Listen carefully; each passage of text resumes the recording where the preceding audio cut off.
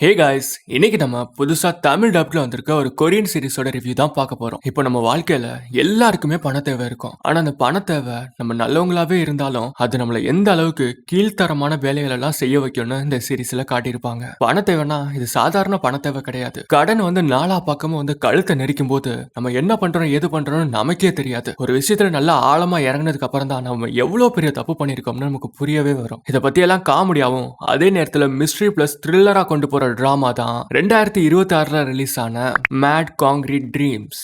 சரி, இதோட கதைன்னு பார்த்தோம்னா நம்ம ஹீரோ ஒரு சாதாரண குடும்ப மனுஷன். அவருக்கு சொந்தமா ஒரு பில்டிங் ஓனர் ஆகணுங்கிறதா ஆசை. அதுக்காக எப்படியோ கடனை உடனே வாங்கி ஒரு பில்டிங்கே வாங்கி வளைச்சு போட்டு கட்டிடுவாரு. அந்த பில்டிங்கை வாடகைக்கு விட்டு சம்பாரிச்சுக்கிட்டு இருப்பாரு. ஆனா அவர் பணக்காரர் ஆவாருன்னு நினைச்சா இவருக்கு அதுல இருந்து வர வருமானம் பத்தவே இல்லை. இந்த பில்டிங்கை கட்டுறதுக்காக பணம் வாங்கியிருப்பாருல, அவங்களுக்கு அவரால் வட்டியை கூட ஒழுங்கா கட்ட முடியல. இப்படி பெரிய கடன் சுமையில இருப்பாரு நம்ம ஹீரோ. இவருக்கு ஒரு ஒய்ஃப் அப்புறம் ஒரு பொண்ணு இருப்பாங்க. பொண்ணுக்கு காது கேட்காது. குடும்பமே சைகை மொழியில தான் பேசிப்பாங்க. இப்ப பிரச்சனை எங்க ஆரம்பிக்குதுன்னா, ரியல் கேபிட்டல் அப்படிங்கிற ஒரு கம்பெனி இப்ப நம்ம ஹீரோ இருக்கிற ஏரியா அது பக்கத்துல சுத்து வட்டாரத்துல இருக்கிற எல்லா பில்டிங்ஸையும் வளைச்சு போட்டு வாங்குவாங்க. என்னன்னு பாத்தீங்கன்னா இங்க ரீடெவலப்மெண்ட் வரப்போதான். ரீடெவலப்மெண்ட் பண்ணி அந்த இடத்த புதுப்பிச்சதுக்கு அப்புறம் அந்த இடத்தோட மதிப்பு ரொம்ப ரொம்ப அதிகமாயிரும். சோ இப்பவே அந்த ரீடெவலப்மெண்ட்டுக்கு தேர்ந்தெடுக்கப்பட்டிருக்க பில்டிங்ஸ் எல்லாம் வாங்கி போட்டா அந்த கம்பெனிக்கு பின்னாடி சரியான லாபம் இல்ல. அதுக்காக ஒவ்வொரு பில்டிங்கோட ஓனர்ஸையும் சிலரை மிரட்டியும் சிலரை கொலை பண்ணியும் வாங்குவானுங்க. நம்ம ஹீரோ கடன் வேற ஒரு கம்பெனில வாங்கியிருப்பாரு. அந்த கம்பெனிக்காரன்ட்ட போய் இந்த ரியல் கேபிட்டல் உன்னோட பில்டிங்கே எங்கிட்டே வித்துரு, அதோட உனக்கு யார் யாரெல்லாம் பணம் கொடுக்க வேண்டியது இருக்கோ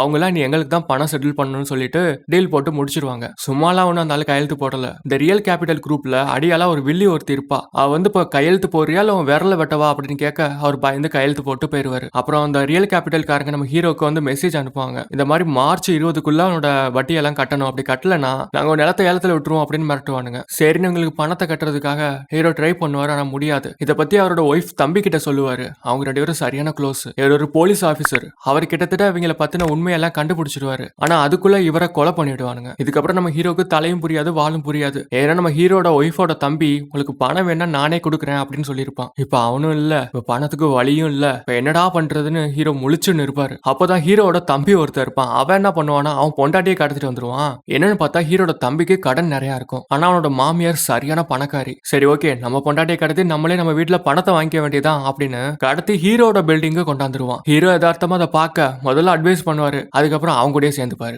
என்னன்னு பார்த்தா ஹீரோக்கு கடன் தொல்லை இருக்குமா, கூடவே அவரோட பொண்ணை வெளிநாட்டுல படிக்க வைக்கிறதுக்கு பணம் வேற இருக்காது. அதனால இவரும் இப்படி மோசமான ஆளா மாற ஆரம்பிச்சிருவாரு. இதுக்கடையில நம்ம ஹீரோட ஒய்ஃபுக்கும் இவருக்கும் ஆகாதுன்னா பெரிய சண்டைலாம் ஒண்ணு இல்ல, மன வருத்தம் தான். இவர் வீட்டுல எதையுமே ஷேர் பண்ணிக்க மாட்டார். இவரே தனியா எல்லாத்தையும் பண்ணு நினைப்பாரா, அதனால உங்களுக்கு பிடிக்காது. ஹீரோட ஒய்ஃப் ஒரு கட்டத்தை டிவோர்ஸ் வாங்க நினைப்பாங்க. ஆனா அதுக்குள்ள அந்த கிட்னாப்பிங் பிளான் அரங்கேறிடும். நம்ம ஹீரோட ஒய்ஃப் கூட கிட்டத்தட்ட அவங்களும் அந்த பிளான்ல ஒரு பங்கா இருப்பாங்க. ஆனா அதுக்கப்புறம் பார்த்தா ரியல் கேபிட்டல் காரங்க நம்ம ஹீரோட ஒய்ஃபை மிரட்டுவானுங்க.